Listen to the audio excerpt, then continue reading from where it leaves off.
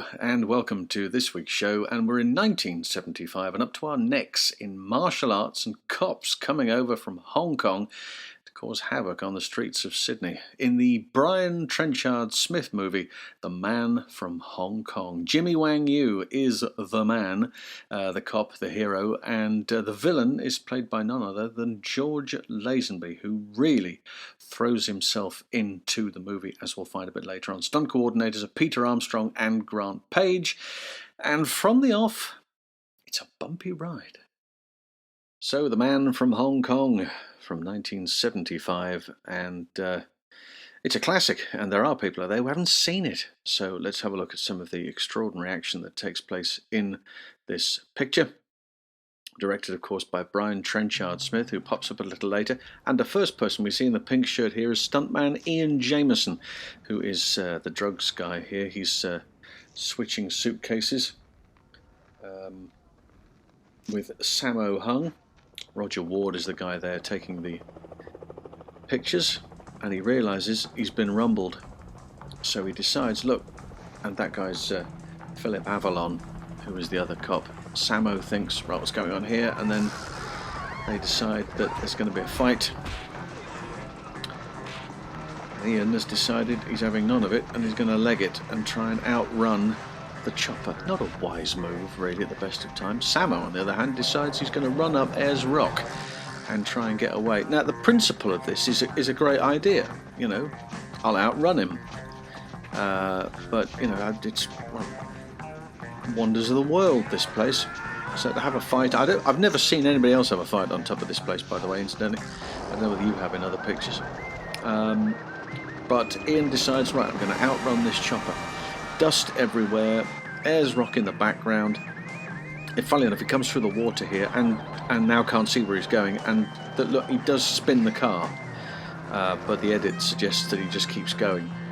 And it's very dusty, it's very hot. He'll have no idea where he's going, but of course he has to hit a certain ramp, which he'll be coming to. And I've highlighted it here, there, as the car rolls. Fairly decent roll too. Just go back and have a look at it. Right at the very end, there's a little kicker right on the very end of this ramp there, which just kicks it over. And again, very impressive. But more impressive is the explosion. Now, look at this. That is the door, which sadly wasn't wired down. So it has flown from the vehicle itself and is now spinning at incredible speed towards camera. Now, this is a fixed camera position, so you can understand why there wouldn't be anybody standing by it. If there were, they'd be on the way back to Sydney by now, legging it. Look how close that is. It's unbelievable. Just wouldn't be allowed to do that these days. Very, very tricky indeed. But one of those things you never do twice. But yes, Ian Jameson was not only the stunt driver, but was also the special effects man who rigged that explosion. And he's alive and well and doing his thing in Thailand, I believe. I believe he lives in Thailand. But super. Great start to that. Now, here is Grant Page. Grant Page doubling everybody who does the hang gliding in this picture. He's the other stunt coordinator on the movie. And kite flying, as it was referred to back then in the 70s, fairly new sport, not something that that people had lots of exposure to, certainly. But Grant was one of those people who really got involved in it. And there's a little moment at the end of this sequence. This is over the opening titles. But there's a little moment at the end. Look at it. I've slowed this down just a touch. And he's got to come in here, fly between the two sets of police cadets, which is here, and then land it right in the space in front of the camera. That's very good. And land flat. Not bad at all, I would say. I think he's done a very fine job there.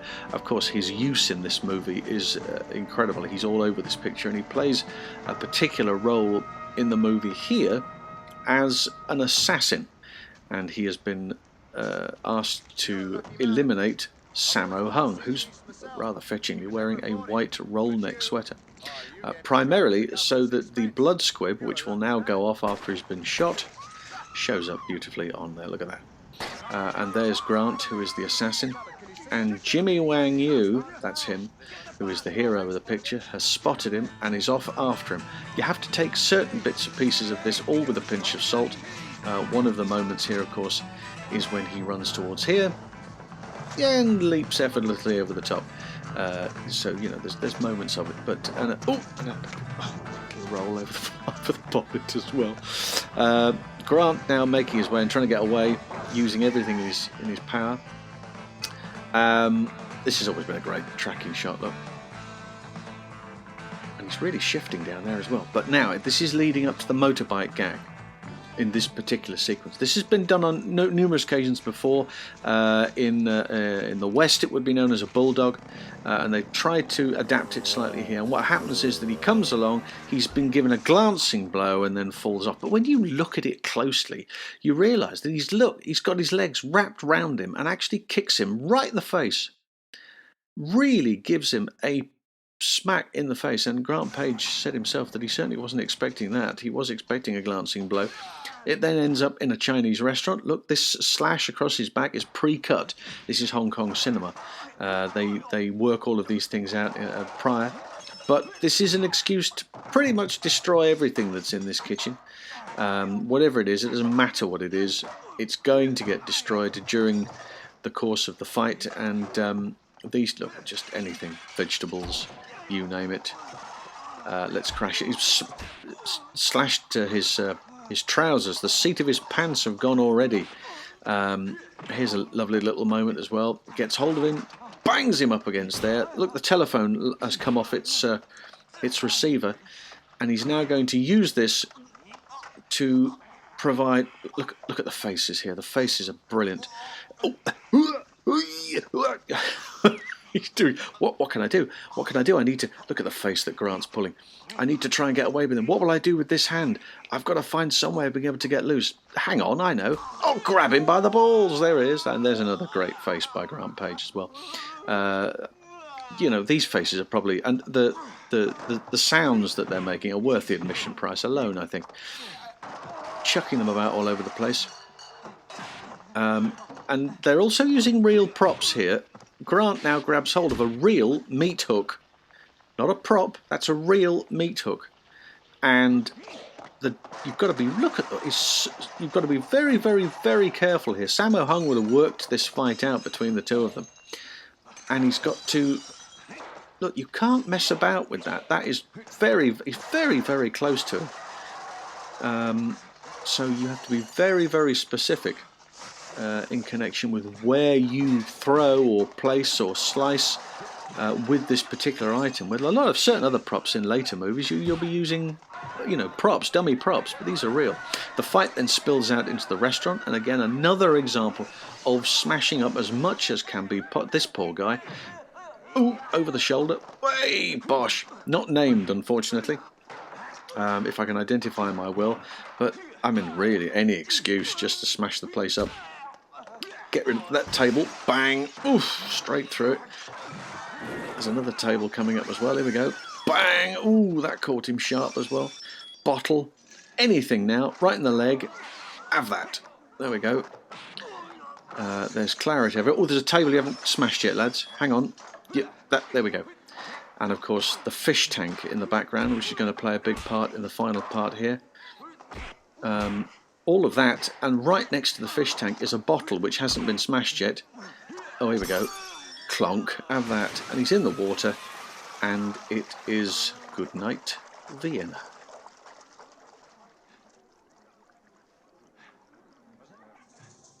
So the next stage of our edited highlights is Jimmy Wang Yu climbing the drain pipe of the building to get to the martial arts school.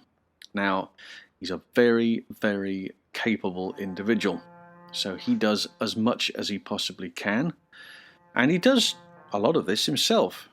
He gets to a certain point where he can't climb any higher anymore. This is obviously a stationary camera position, and the high parts like this is Grant Page doubling for him. Grant Page is like, you know, human fly. I mean, he can. You've probably seen videos on YouTube of him climbing buildings, doing just this.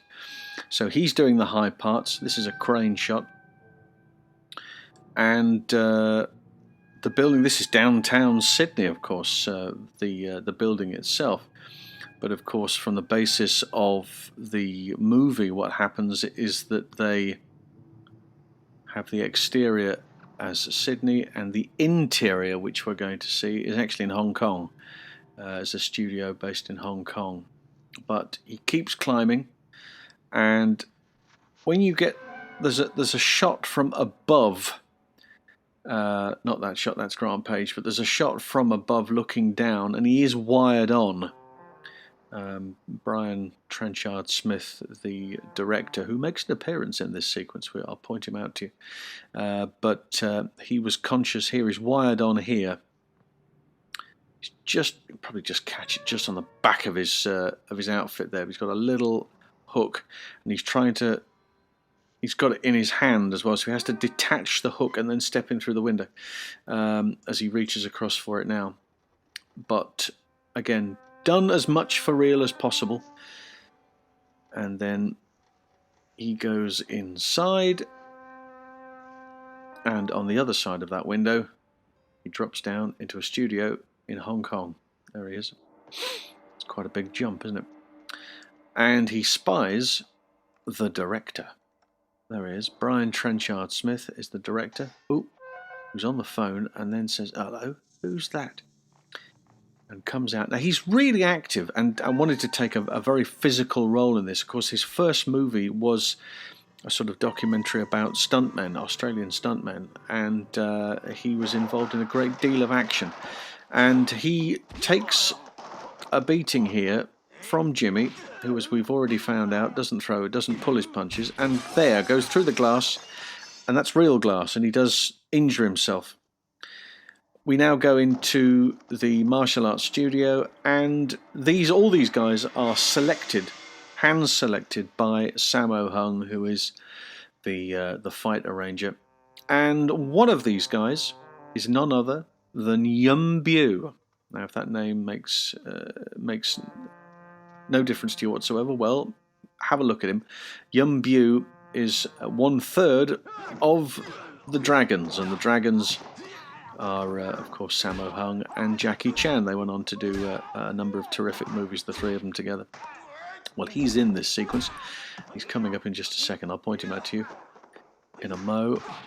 But all of this done, and I also want to the little blood squib there. I don't know if you caught the sight of that. It's just in his right hand. Look at the guys in the background. This is a great example of the Hong Kong shuffle. You know, rules and regulations as far as movies are concerned, of fights to a certain period, was that the villain is only allowed fight one person at a time. The hero only fights one villain. The villain only fights one guy at a time. So that was the rule. And of course, it meant that everybody else had to keep dancing around, shuffling around, trying to get themselves in a position where they would eventually end up in shot. And I don't know, it's fun to watch, you know, but this has been slowed down considerably. This is Yum Bu there. He's there on the left-hand side of shot. Now watch the guys. Look, moving from left to right, moving from left to right, moving from right to left, backwards, forwards, backwards, forwards. They're waiting for the opportunity. Later on in life, of course, later on in the on-screen fight, they developed screams and shouts and noises, so that the guy, Jackie Chan was one of the creators of this, he would then recognize a certain sound, which he then recognized as, that's this guy and he's coming from over here. Oh, different sound, he's coming from behind here. They didn't have it back then, so they were working on this, you know, this shuffling movement of going back and forth. They brought the props out now, look. Now, in the window, he's got a squib on it there. Now, it gets slash. There's the squib in his left hand. And he just manages to get that in shot. But look, they've got you know, there'd be 3 blokes on one, wouldn't there, really? And it would never really stand a chance. But this is cinema, so we all have to take it all. Don't take it so literally, but it's an. You know, the movie works on the basis of its fights, and they're doing everything they can to elongate these fights. As I say, the movie itself has over an hour of action. And of course, these are the, as I say, the edited highlights of all the bits and pieces. But oh, and they keep coming at him, and he's going to finish them off before long. It won't be too long. Now he's got that bloke there. Look, he's going to fall into that. Another kick and a punch. The other guy's still waiting for opportunity. Of course, in the real world, you'd have him, you know. Oh, and he's again slashed again. Right, got you. Now he's got 2 blades. A bit more acting. Look at the expression. There's no pressure on those whatsoever. Oh, got him. Have that as well. Little squib went off as soon as the slash arrived on screen. And oh, we got him across the knee. That was a... I felt that from here. Hey, there it is. Whew. Wow. Right. If I were you, Sunshine, I'd get out of here because they're waking up. Quick, go! And off he goes, and he leaves that section there and is then once again confronted by the now awake director, Brian Trenchard Smith. They've got this little contraption on the lift. The lift goes down, and he comes out and finds out what's going on. These two, well, anyway. And there's an emergency stop on the outside for the lift. A random piece of kit put out there. Anyway, he says, right, I'm better out than in. Gets out of the lift onto the roof, and the doors open at the top, and there's BTS with a length of chain in his hand. Right, son, you're going to get some. And he decides to slide down, and the 2 lads at the top say, right, time to put the lift back in operation. We'll meet you at the bottom.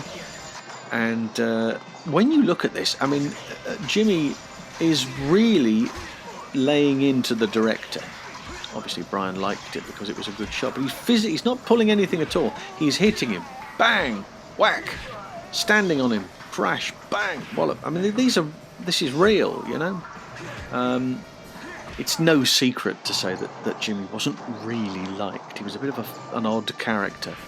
I'm sure if you delve into the internet, you'll find out why. It wasn't the most pleasant of characters.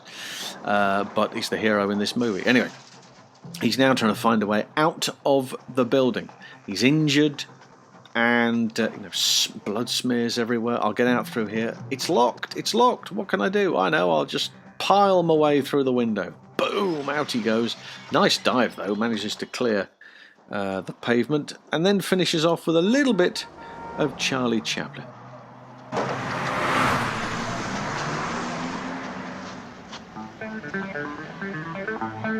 GRE 052. Come on.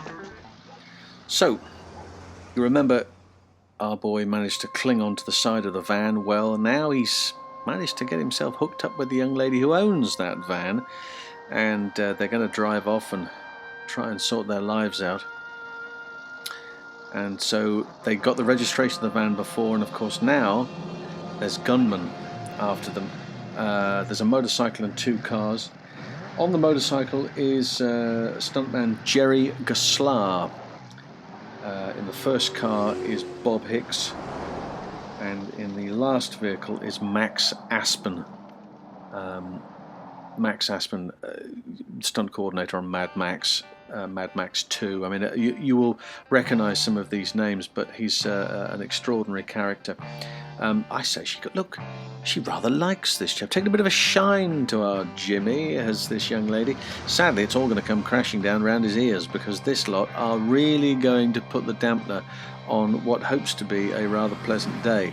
The motorcyclist at the front, of course, Jerry, what he's going to do is he is now going to ride up.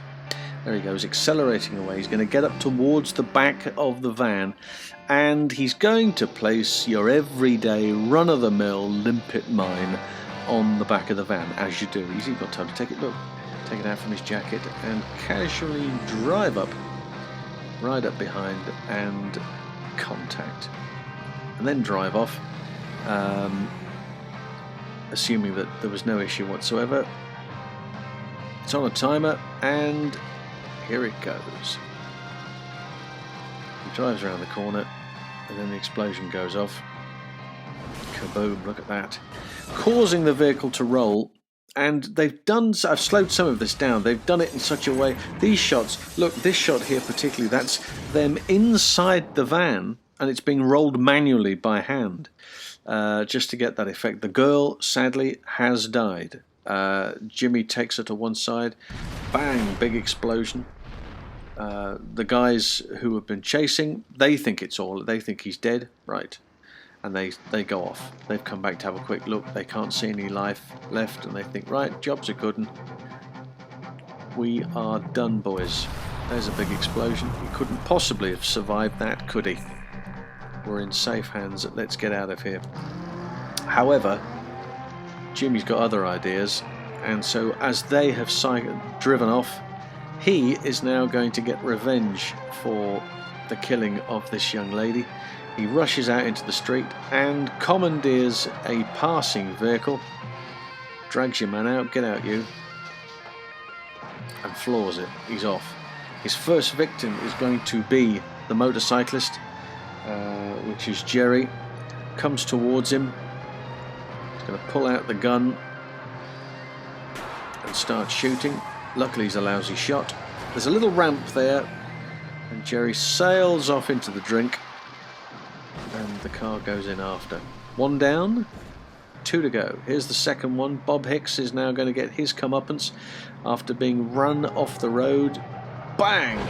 Throws it to one side, and he goes right the way through a BOAC sign, and that goes up in flames. There's a lot of explosions going on here, which leaves Max Aspen. And there's Max. Now, this guy with the stop sign is David Brax, and he's about to get knocked down by Max, through the barriers, up the bonnet, and off the other side. Nice little job there. Jimmy loses it in the cones and drives on. Does a lot of this driving himself, to my knowledge. He did a great deal of his own driving, but there's a lot of, look at this off-road stuff. It's done at speed, and also it's done on, you know, these are not roads that have been cleared by the police. This car coming, incidentally, drives off the road here and pops up in the window the stunt coordinator's wife, Sammy Armstrong. There we go. So that's Peter Armstrong's wife. So now it's just the two vehicles left. And as I say, these roads uncleared, they've not been checked. It's merely a case of just this house was being demolished, I believe, and they said, okay, we can use it. Slides the car, drives into it, breaks it in half. Now, Max Aspen is not only a very good car man, but he's also renowned for his firework, as we shall see. Backs off from the vehicle, explosion, Max is thrown through the air, and this is a very graphic scene, I think. Look, I mean, he's ablaze. Yeah, there's using gel there, but nevertheless, it's an extraordinary shot. And he drives off as if to say, right, you, friend, are done. Now, the culminating part of this, again, there's more Grant Page hang gliding. Hang glides on top of the villain's building. And he's the first person he's going to come across here is a guy called Andre Morgan, who is the rooftop guard in this sequence. Interesting fella, because not only is he the guard, although he is doubled by... he's doubled as he falls from the roof by Grant Page. Gets attacked. Now... bang! And off he goes. But he is also the associate producer on Enter the Dragon and the executive producer of this movie, The Man from Hong Kong, and both of the Cannonball Run movies. So he made quite a name for himself as a producer, not, I might add, as a rooftop guard. And this is where the start of it, I mean, again, very tricky stuff. Got to get onto that rope. He wants to get onto the rope and then swing into the building and into where the villain, played by George Lazenby, is waiting for him. He's having a quiet drink to calm his nerves because he knows this guy's en route. But manages to hook himself on. There we go. Done. Locks up his carabiner and now will drop and get himself into the right position. And this will culminate in the most extraordinary fight sequence. It really is. And done very much. There's George sipping his drink, and in the window, crash comes Jimmy. Right, let's have some. Now, all of this fight is done for real. I've tried to find a double somewhere, and I am really struggling. I believe that George has done all of this himself, and that Jimmy's done all of this himself. Gun goes off, wrecking the interior decor. George, of course, very handy, a friend of Bruce Lee's, so was very familiar with Kung Fu and various other martial arts. Of course, people like James Coburn also very friendly with Bruce, and were able to work with him. Look at thrown over the sofa, bosh, down onto the floor. Again here, these kicks, got to have some accuracy to be able to get those kicks at head height, which he's doing. Throws him over there. Throws the chair at him. Bang! Kicks him up onto the top. You're now just going to resort to throwing stuff at him because I don't know what else you can do, really. But again, here, kick to the head. High. That's a fairly decent fall there. Now, there's the fireplace. Watch this. It's unbelievable. Kicks him into the fireplace. He's gelled. He's got gel on. You can see his hair is all wet. But he's having to do these routines. Look, he's having to dive. The flames are all round him. They're round by his face. They're on his back. He's being... The fight continues while he's ablaze. He headbutts him, dives into him, throws him away. Now he's trying to get the jacket off. And desperately trying to get this jacket off. Now he's feeling the heat and he really wants to get it off. But of course the protective gel is maybe wearing off. And he's resorting to just having to throw it. And he did get a burn during this. But again, unbelievable the amount of stuff that George as an actor is able to do action-wise. I would be very surprised you find any other actor who would be able or even willing to go anywhere near a fight like this with that type of content. Extraordinary stuff. And then, of course, to finish, we then have the Flying Fox, which is, well, it's one of Grant Page's particular favourites. And down the last part of it, of course, is Jimmy himself. And, well, what a way to end. Told you it was going to be a bumpy ride, didn't I? And they were just the edited highlights, so if you want the full experience, go and watch The Man from Hong Kong.